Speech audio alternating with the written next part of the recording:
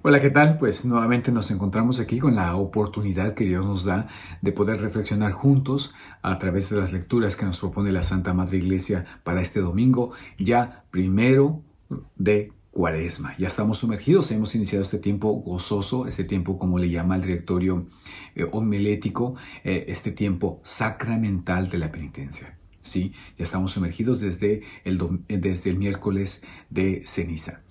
¿Por qué le llama el directorio homilético a este tiempo de Cuaresma sacramental? Se lo llama especialmente porque en nuestras penitencias, ¿verdad? En nuestras prácticas penitenciales, es Cristo mismo quien ejerce, se hace presente y opera en la iglesia en este tiempo santo, especialmente en estas prácticas cuaresmales, ¿sí? Por eso la iglesia continuamente y enfáticamente nos invita a realmente iniciar un proceso penitencial, ¿sí? Algunos aquí en Estados Unidos me gusta mucho cuando dicen ¿qué es lo que vas a give up? ¿Sí? ¿Qué es lo que vas a dejar de hacer? Give up. Y segundo, ¿qué es lo que vas a take up? ¿Sí? ¿Y qué es lo que vas a empezar a hacer ahora? Creo que estas dos pueden ayudarnos mucho como eje, ¿sí? ¿Qué voy a dejar? Voy a dejar de mirar la televisión porque me quita mucho tiempo, pero en ese tiempo de dejar la televisión, ¿qué voy a empezar a hacer? Voy a empezar a convivir con mi familia, ¿verdad? Voy a sentarme, vamos a tener unas cenas en donde platiquemos de nuestras vidas, estamos muy alejados tal vez. ¿Qué voy a give up y qué voy a take up? ¿Sí? ¿Qué voy a dejar que está lastimando mi vida y qué voy a tomar que son elementos que de repente digo luego, luego, luego? ¿Qué voy a dejar? Pues voy a dejar de ingerir, vamos a decir, alcohol. Vamos a dejar de ingerir alcohol, ¿sí? Muy bueno, purificar nuestro cuerpo, pero ¿qué voy a tomar? ¿Sí? ¿Qué voy a tomar? No necesariamente debe ser en la línea de dejarlo y que corresponda a eso, pero ¿qué voy a hacer? Bueno, tal vez, ¿por qué no empiezo a tener una comida más saludable? ¿Por qué no? Ya dejé el alcohol, pero voy a empezar a comer algo más saludable y voy a hacer, qué sé yo, en lugar de comer tanto afuera, ahora voy a tratar de preparar los alimentos en casa sanos, etcétera. Esto es algo importante y no tan solo tenemos que tener nuestra mente en las cuestiones de salud, que son muy buenas, ¿sí? Que son muy buenas, pero tiene que ir más allá, tiene que ir más allá. Y estas lecturas van a tratar de ayudarnos a entrar en este espíritu cuaresmal poco a poco. Entonces, lo que encontramos el día de hoy pues es inmediatamente el Evangelio de las tentaciones en el desierto y que esas tentaciones Jesús pasa, ¿verdad? 40 días en el desierto. Y de ahí que viene este cuaresma, sí, que viene de este carácter cuaresmal de 40 días, en donde donde por una parte acompañamos nosotros a Jesús en esos 40 días y Jesús nos acompaña en nuestra propia lucha contra el pecado. Me encantan las lecturas del día de hoy, aunque son muy breves, especialmente porque estamos en el ciclo B y es Marcos, y me gustaría que eso iniciáramos y que miráramos de manera de reojo la primera lectura, que es la propuesta de Génesis capítulo 9, después del diluvio de otra vez 40 días y 40 noches que estuvieron ahí, pero después es cuando Dios sella con Noé y va a decir Pedro, que son 8 en total, con 8 personas, una nueva alianza junto con todas las criaturas, una alianza universal. Y precisamente pues Pedro nos habla de este carácter salvífico. Bien, pues sin más preámbulo, que me he tardado un poco con la introducción, vamos a iniciar con nuestra lectura orante, ¿verdad? Nuestra lectura como oyentes de la palabra. En nombre del Padre, y del Hijo, y del Espíritu Santo. Voy a darle lectura al Evangelio de San Marcos en el capítulo 1, y voy a hacer referencia precisamente a la perícopa o el pasaje que está anterior a nuestra lectura del día de hoy. Versículo 12, Marcos capítulo 1, del versículo 12 al versículo 15. Dice así: enseguida el Espíritu lo llevó al desierto, donde estuvo 40 días y fue tentado por Satanás. Vivía entre fieras y los ángeles lo servían. Después que Juan fue arrestado, Jesús se dirigió a Galilea. Allí proclamaba la buena noticia de Dios, diciendo: el tiempo se ha cumplido, el reino de Dios está cerca. Conviértanse y crean en la buena noticia. Sí, a mí me encanta este pasaje, aunque es muy pequeño, pero porque nos hace el vínculo entre lo que acabamos de celebrar cuando fuimos a recibir la ceniza, y en nuestra frente hemos recibido esa invitación a la conversión, ya sea arrepiéntete y cree en el Evangelio, o recuerda que eres polvo y al polvo has de volver. Y hoy este Evangelio hace ese vínculo entre eso que acabamos de celebrar del miércoles de ceniza y el primer domingo, la primera oportunidad de recordarnos, saber por qué estamos en este tiempo de Cuaresma. Y el tiempo es porque estamos con Jesús y Jesús está con nosotros en este intercambio amoroso. Bien, ¿qué está haciendo aquí? Primero quisiera ubicarlo en el carácter salvífico, en la historia de la salvación. Si nos damos cuenta, Jesús está aquí, dice, y curiosamente dice que enseguida el Espíritu, el Neuma, el Espíritu Santo, conduce, en alguna traducción un poquito más forzada, pero muy bien, empuja, ¿sí? Empuja a Jesús al desierto. Sí. Y dice inmediatamente, ¿sí? Enseguida, esta palabra tan famosa de Marcos. ¿Qué es? ¿De dónde procede después de que Jesús es llevado, conducido, empujado al desierto por este Espíritu, después de su bautismo? Sí, si nos damos cuenta inmediatamente, dice que al salir del agua, ¿verdad? Cuando fue bautizado, Jesús vio que se abrían los cielos y el Espíritu Santo descendía de él como paloma. Recordemos a Noé, que lo vamos a leer. Y una voz le dijo: tú eres mi hijo muy querido, en ti tengo puesta toda mi predilección. Entonces, ahí está toda la vocación, toda la identidad de Jesús. Vivir como el Hijo amado, y en donde está todo el plan de salvación. Esa predilección es en donde Dios ha puesto esa predilección. Y entonces dice ahí que es empujado al desierto. Entonces, ¿qué está pasando? Recordemos. ¿Qué hace Dios en la liberación después de 400 años, que es lo que inicia el libro del Éxodo? Le dice cuando va a aparecer Moisés, ¿verdad? Dice que después de 400 años, ¿verdad? Y están allá en Egipto. Entonces, toma a su pueblo en esta liberación, ¿verdad? Y los hace cruzar por las aguas que prefiguran el bautismo, las aguas del Mar Rojo. Hace pasar a su pueblo y después lo conduce ¿a dónde? Al desierto, pero no al desierto como destino, sino que tienen que pasar por el desierto para ir a la tierra prometida, ¿sí? Entonces vemos cómo Jesús recapitula, cómo Jesús vive esta experiencia de pasar por las aguas y ser llevado, empujado al desierto.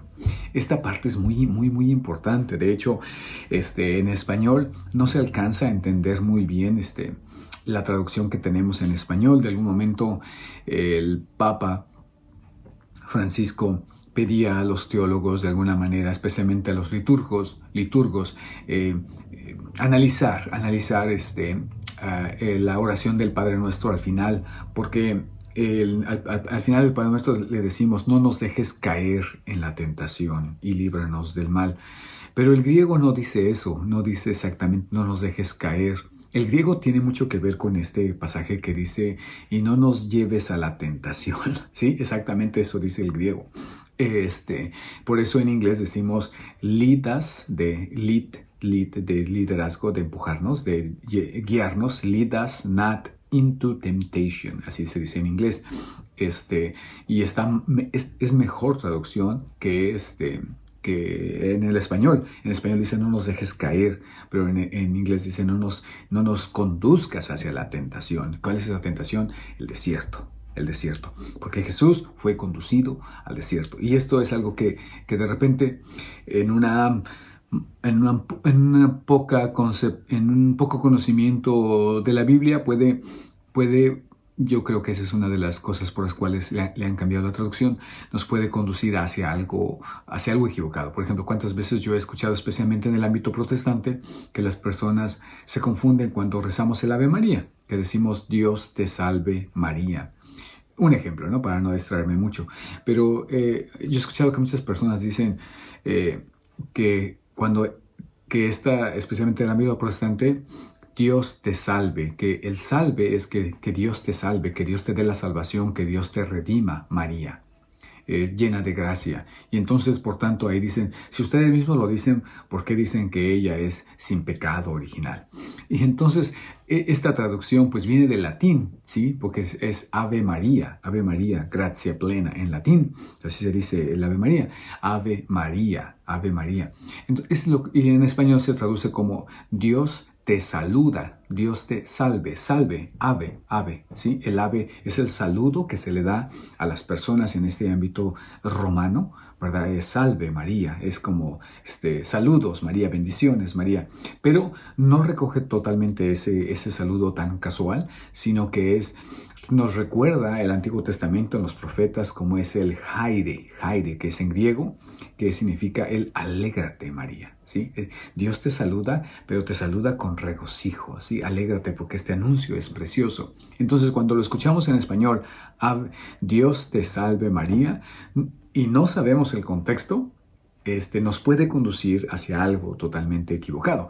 Entonces, de repente, escuchar que dice, y no nos lleves a la tentación, también, si en este contexto, puede llevarnos a equivocarnos. Entonces, yo creo, no lo he leído muy bien, que pudiera ser esa una de las razones por las cuales se traduce no nos dejes caer en la tentación. Bien, y dicho todo esto como un preámbulo,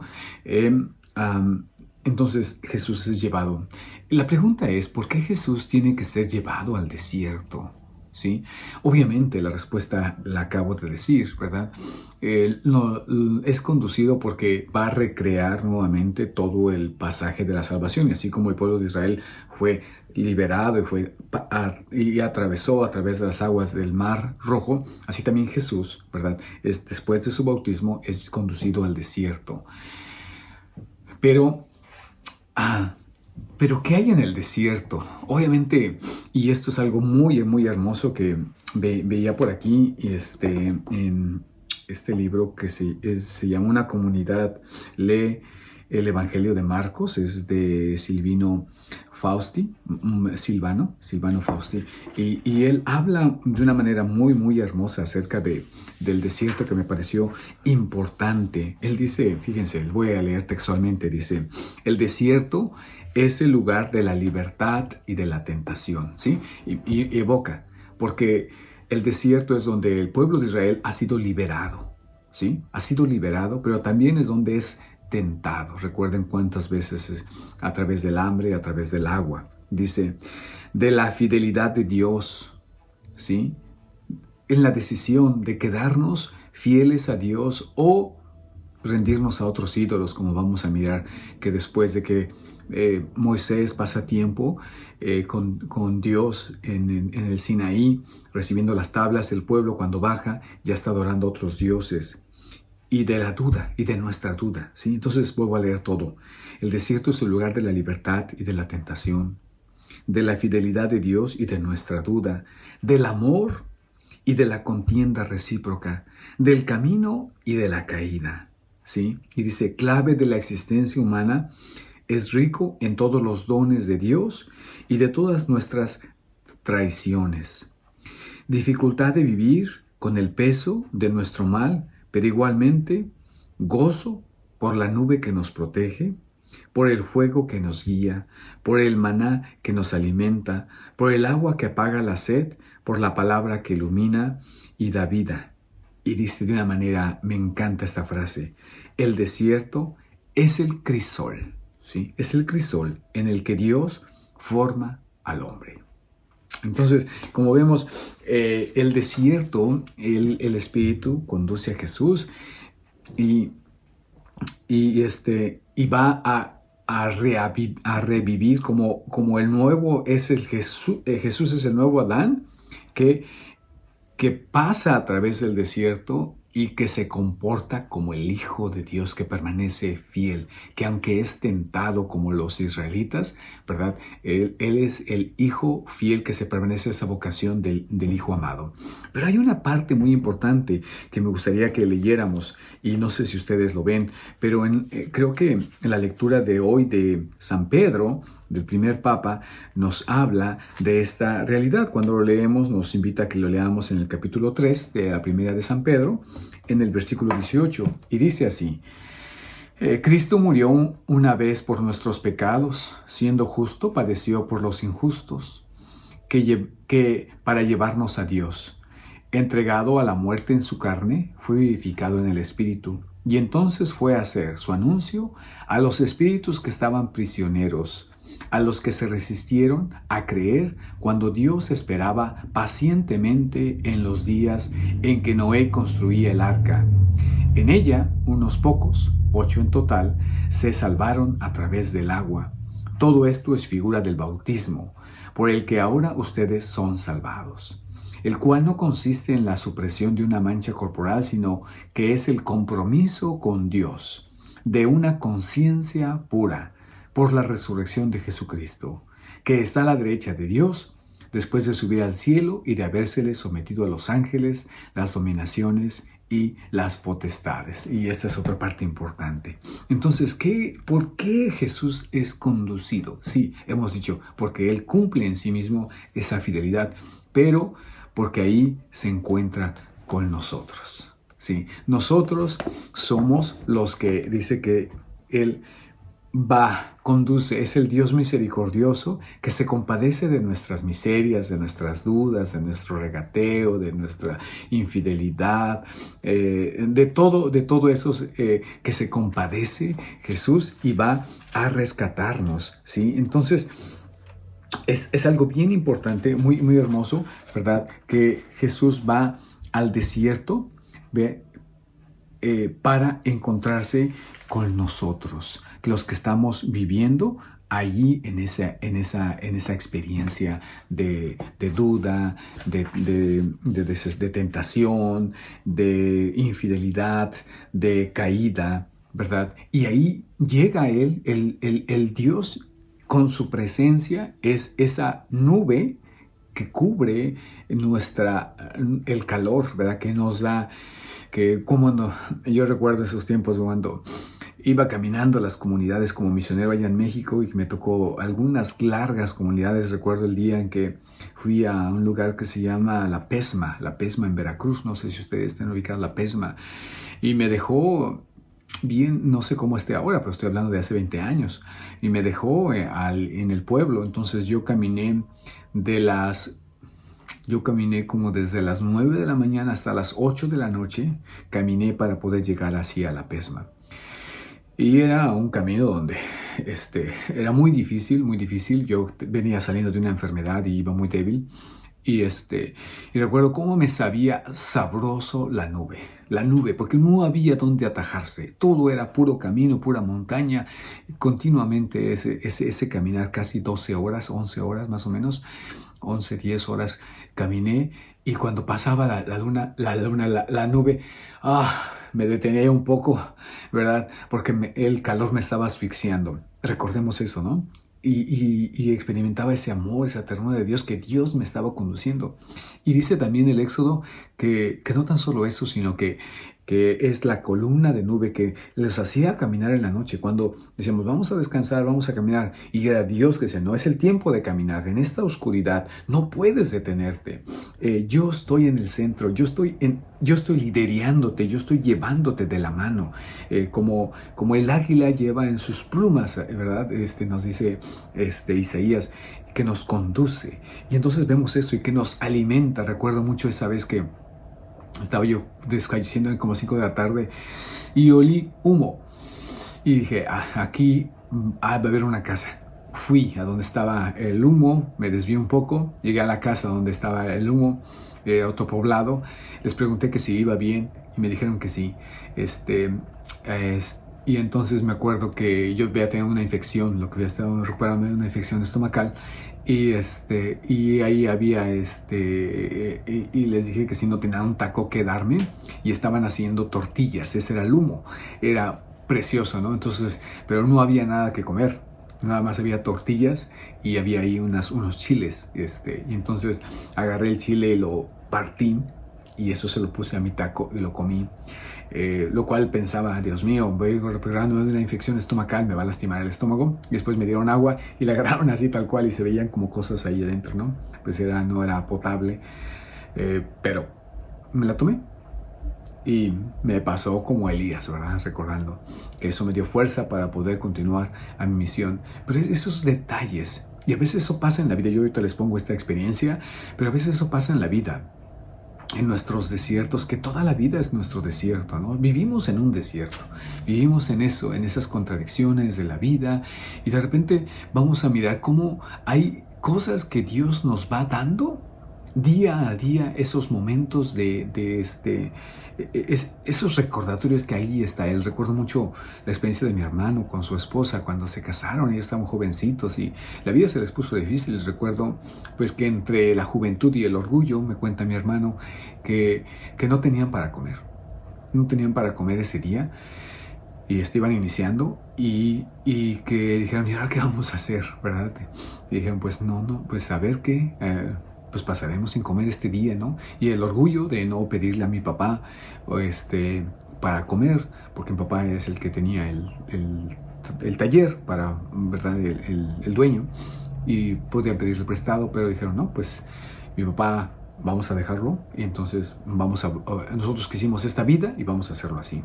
Y dice que la señora vecina ese día llegó y que les dijo, que llegó con una cazuela de frijoles con unas tortillas y que les dijo, les traje unos frijolitos para que los prueben, ¿verdad? Y aquí está. Dicen que se lo agradecieron mucho y que tan pronto cerraron la puerta, los dos empezaron a llorar. Sí, en ese momento una necesidad tan grande, Dios se hace presente a través de esos rasgos tan bonitos, ¿no? Es decir, que en ese desierto es el Dios que entra, es el Dios que se encarna en nuestras vidas, ¿sí? Dios que entra a nuestras miserias, a nuestras luchas, para darnos un poco de aliento a través de las nubes, a través de esa luz del desierto que nos guía. Por eso el Salmo, lo comento rápidamente, el Salmo es el Salmo 25, me encanta porque el Salmo 25 es una invocación a Dios que le dice, muéstrame, Señor, tus caminos, enséñame tus senderos, guíame por el camino de la fidelidad. Enséñame, porque tú eres mi Dios y Salvador, y yo espero en ti todo el día. Ese es el primer verso, ¿verdad? Que nos invita a la liturgia. Bien, entonces, entonces estamos hablando de por qué Jesús es llevado, es conducido hasta la tentación, pero también sobre todo es conducido a entrar a nuestro desierto donde lo estamos esperando, como dice también Pedro, ¿verdad? Y después dice ahí, y fue tentado, en esos estuvo 40 días y fue tentado. Esos 40 días no nos dice de por qué, cuáles son las tentaciones. Marcos simplemente dice, y fue tentado por Satanás. Pero Marcos, si nos damos cuenta, nos va presentando a lo largo de todo el Evangelio, nos va presentando las tentaciones, ¿sí? Las tentaciones, es decir, que para Marcos, y creo que todos los teólogos lo han interpretado de esta manera, creo que hay como una sola voz en esto, que las tentaciones, digamos de manera simbólica, pero no que no hayan existido, sino de manera en donde el demonio presenta su plan, por decirlo así, donde Dios se deja ser tentado para que el demonio saque todas sus armas, ¿sí? Porque va a atacar al mismo Jesús, al mismo Hijo de Dios. Como me gusta decir siempre, el demonio es atrevido. El demonio es atrevido. Incluso no tan solo quiere tentar, quiere hacer caer a Jesús. No se da cuenta. Yo creo que en esa parte, en sus mentiras, también él se engaña a sí mismo de querer tentarlo.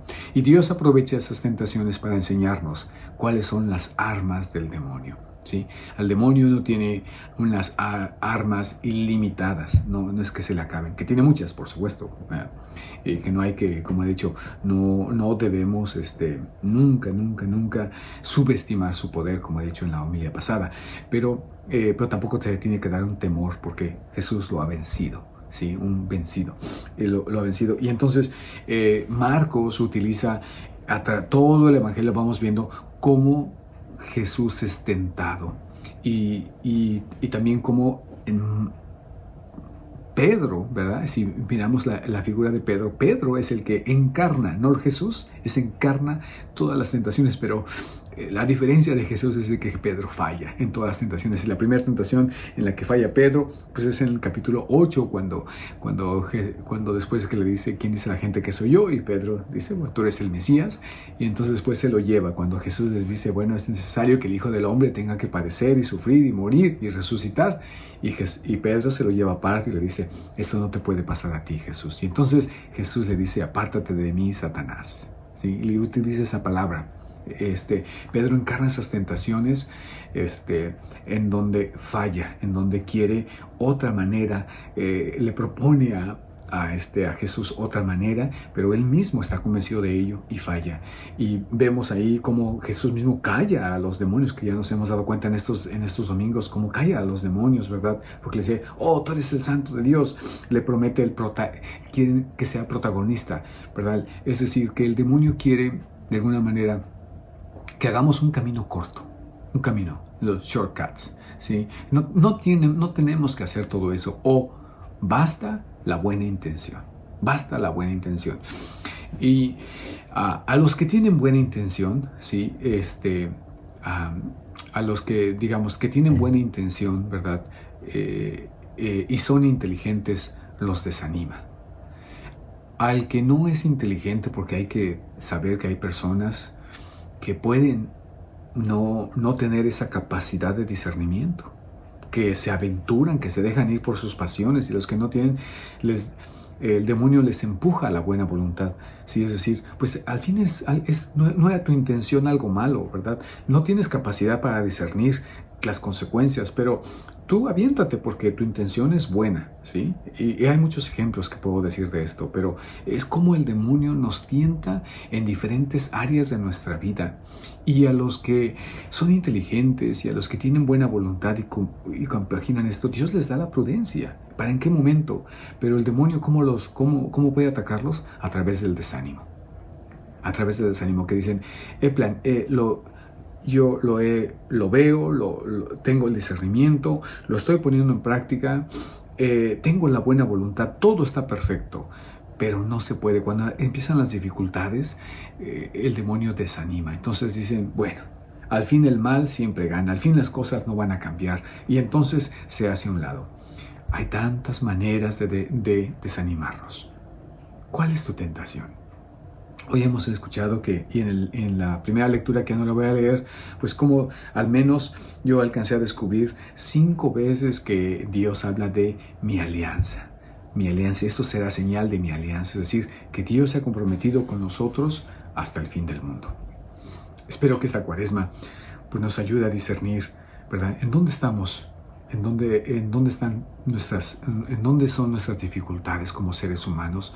Y invitar a Jesús, que sea Él el que a través de nuestras privaciones, a través de nuestras prácticas penitenciales, Él pueda ayudarnos a vencer esta tentación. Que el Señor les bendiga y les deseo a todos un buen ayuno, un buen tiempo de oración y sobre todo un tiempo de caridad para con el prójimo. Que el Señor les bendiga en nombre del Padre, del Hijo y del Espíritu Santo. Amén. Hasta pronto, nos vemos en la Eucaristía.